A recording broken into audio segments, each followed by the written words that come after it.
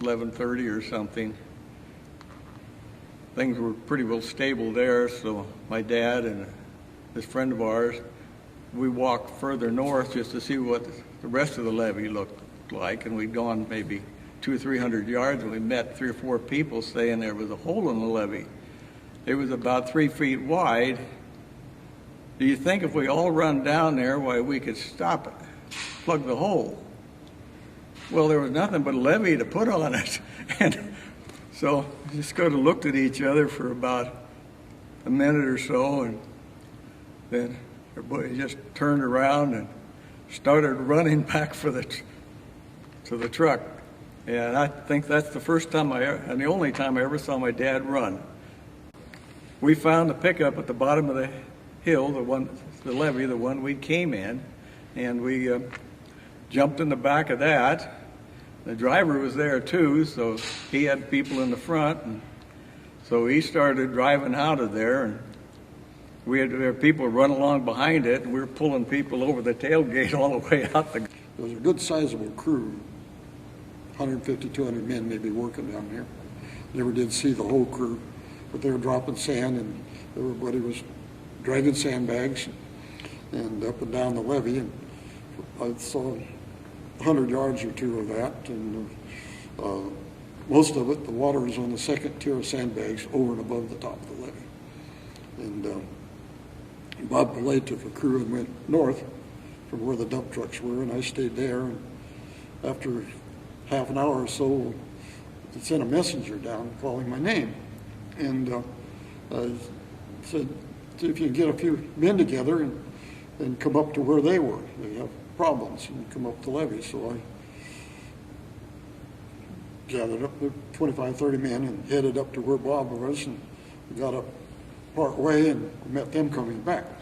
And Bob was exhausted, so he told me that there was a Navy Reserve radio man there at where the dump trucks were dumping. And he says, run down. I was young and frisky and could run.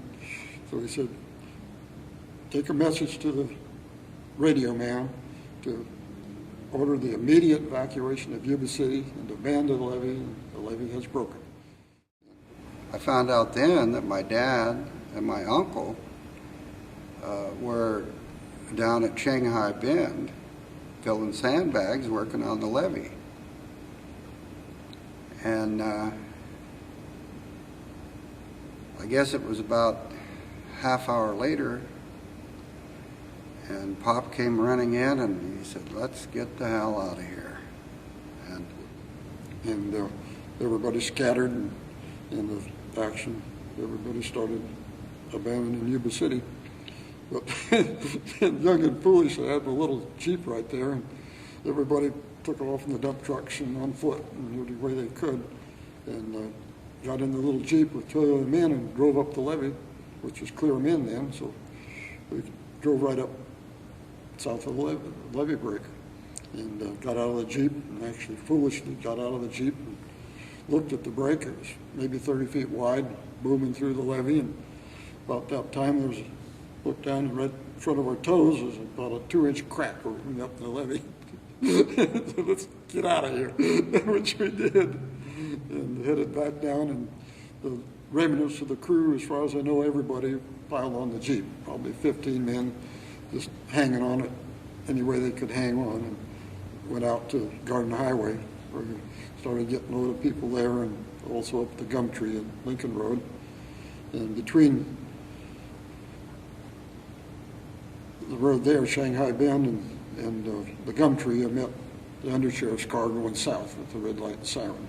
And I understood later that he stopped between there and where the water hit him, and stopped and talked to somebody in a pickup that was going north, the same as I was.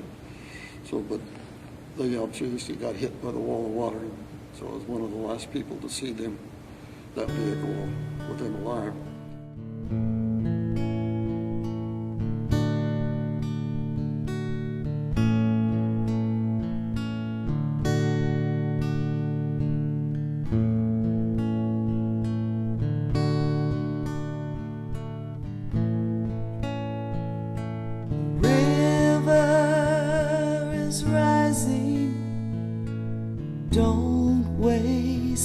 anytime the water is coming, leave your things behind.